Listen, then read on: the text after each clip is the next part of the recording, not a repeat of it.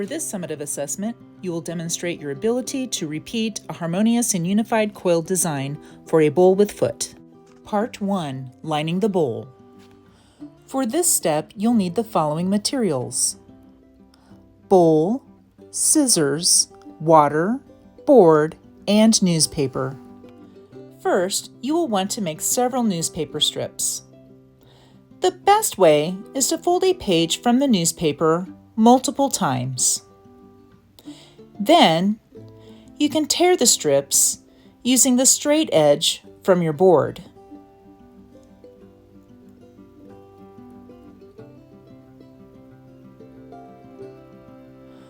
Or, if you have scissors at home, you can cut the newspaper strips with those.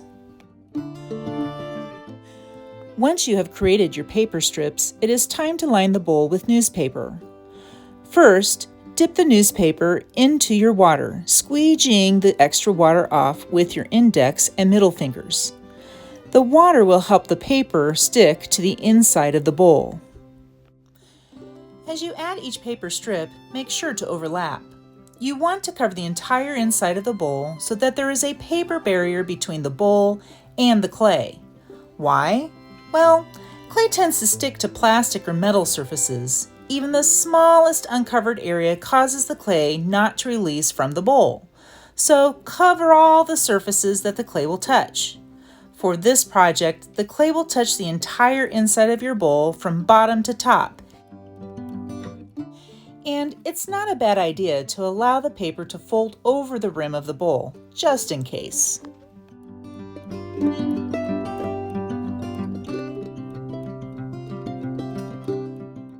Part 2. Constructing the bowl. The materials that you'll need for this part include your paper-lined bowl, sponge, knife and wire cutter, ruler, board, sketch, and plastic clay. Before constructing your bowl, let's look at some Pottery Pro tips. If you choose to roll out several clay coils before creating your motifs, keep them plastic by spraying them and covering them with a plastic bag. If you make multiple motifs at once, keep them from sticking together by placing newspaper between each layer. Store them in an airtight bag or container. Now it's time to begin constructing the wall of your bowl. Start your design in the middle bottom of the bowl. Place the best side of your motif face down. That will be the side that shows when your bowl is complete.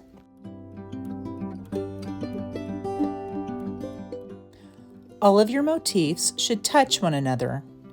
Each row supports the next so that your bowl doesn't fall apart. You shouldn't have any negative spaces.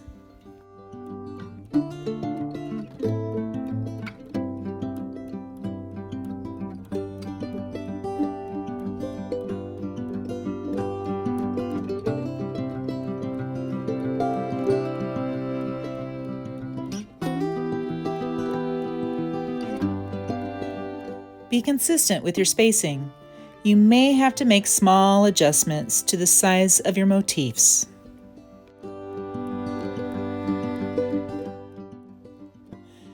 Be consistent with the size and direction of your motifs.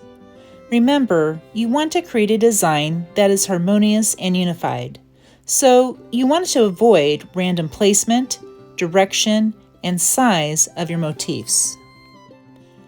Are you starting to notice how the coiled motifs together take the form of the bowl? Remember, you are using the bowl as a type of mold that helps you to support the structure and shape of the coiled wall.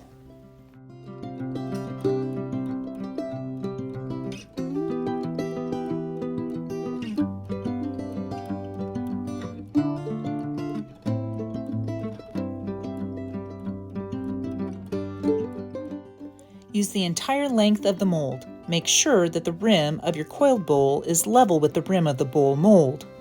Otherwise, your rim will become distorted during the next stages of the project. Part 3. Adding a clay lining.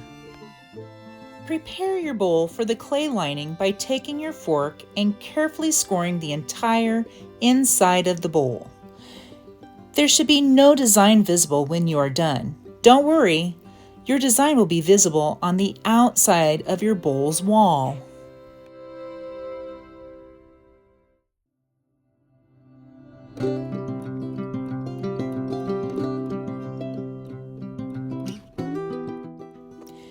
If you see seams, keep going.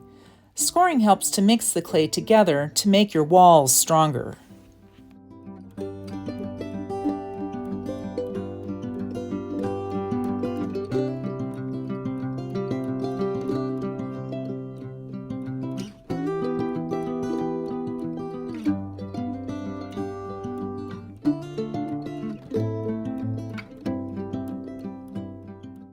Now that you have scored your surface, you are ready to attach the lining of your wall. You will need slip, a brush, and very plastic clay.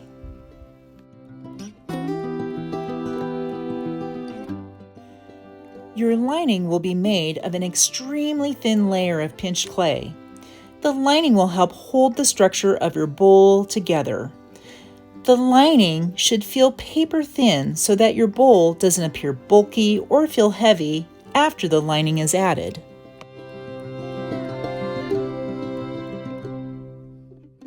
Starting in the middle of the bowl, apply slip to the lining and attach to the scored areas.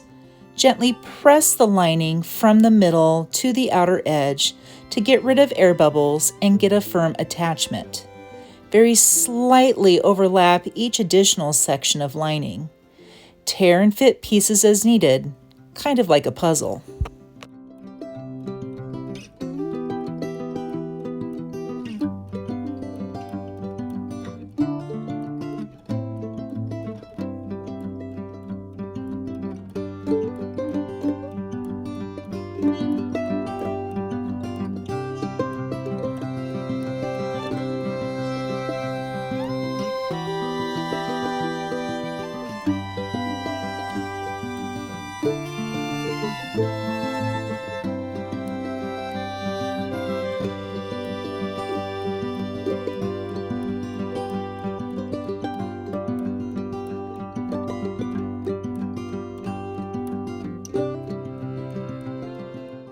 With the spoon or the pad of your thumb, gently smooth and compress the lining to make it strong, clean, and even.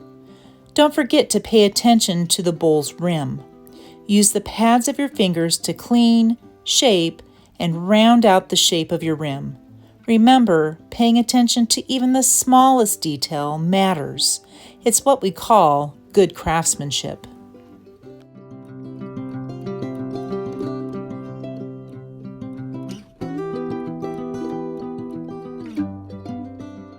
Before moving to the next stage, allow your bowl to sit unwrapped to allow some of the water to evaporate and allow the walls to stiffen slightly. The color of the clay should remain a dark gray. If it starts to turn a lighter gray, wrap it immediately. Part 4. Release and unwrap. Do this step only if your rim feels stiff, not plastic. If it is still plastic, it will become distorted. Let it air out.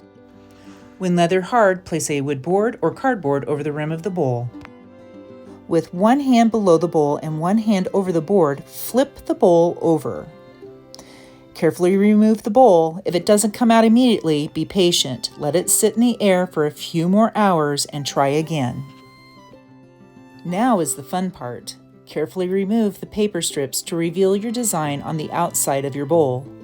Don't worry if the paper sticks. It will burn out in the kiln firing.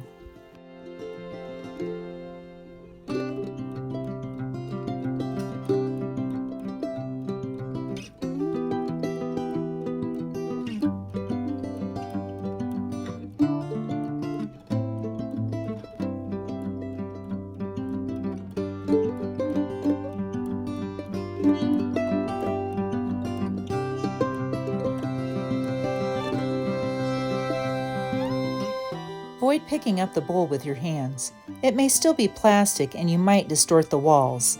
Leave it on the board and let it sit out in the air for an hour or until the wall and base stiffens a bit. Then wrap in plastic. Part 5. Constructing the foot. You will construct your coiled foot ring the same way you constructed your coiled bowl. Line the bowl with newspaper strips to keep the clay foot ring from sticking to the bowl.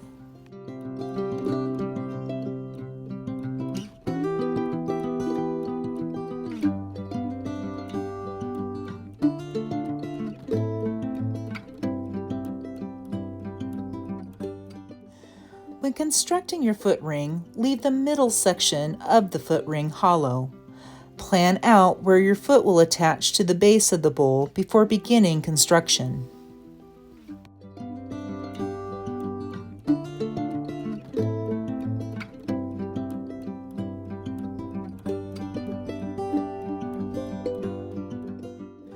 Score the foot so that the seams and design are no longer visible.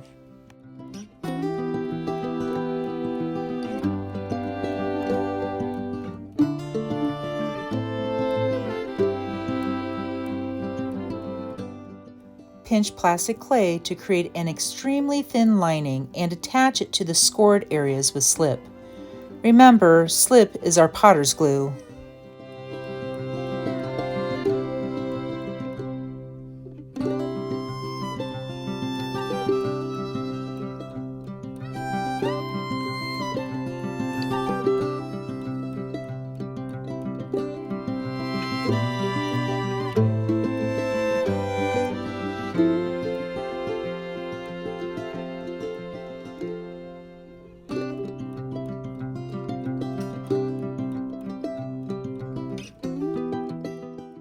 Gently compress and smooth the surface and edges to create a strong, even, and clean surface.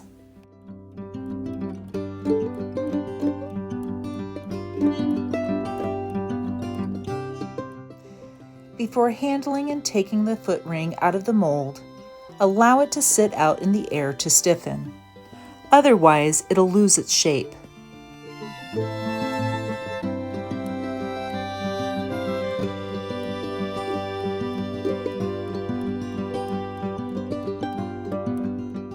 Part 6. Attaching the foot. Test the placement of the foot ring to the bottom of the bowl. Make sure it's centered. Score only the surfaces of the bowl and the foot that will be attached together.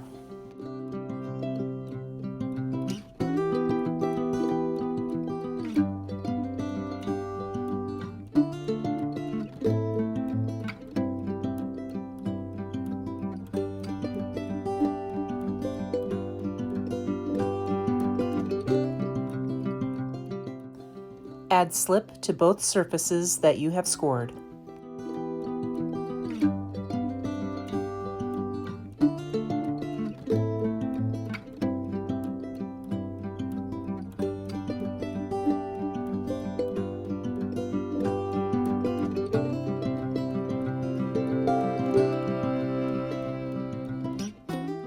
Attach the foot and gently press around the seam to make sure that there are no gaps. You may also compress from the other side, but be careful not to push through the wall of your bowl.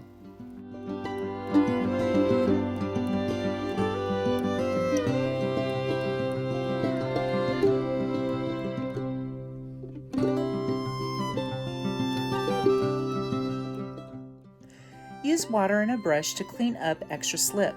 You may need to use the pads of your fingers or a popsicle stick to smooth out score marks that are visible beyond where the foot is attached to the bowl.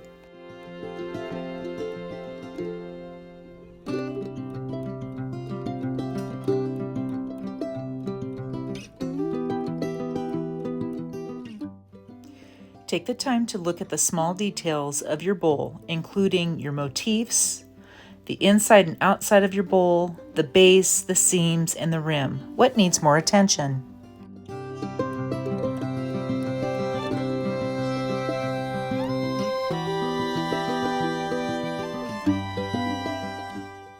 When you are done, keep your bowl upside down on your board. Carve your 3 initials and block into the bottom of your foot. Then wrap your bowl in plastic. Don't forget that you will have pictures to take of your bowl and reflection questions to answer. These are located inside the team's assignments. I can't wait to see what you create. Get to claying!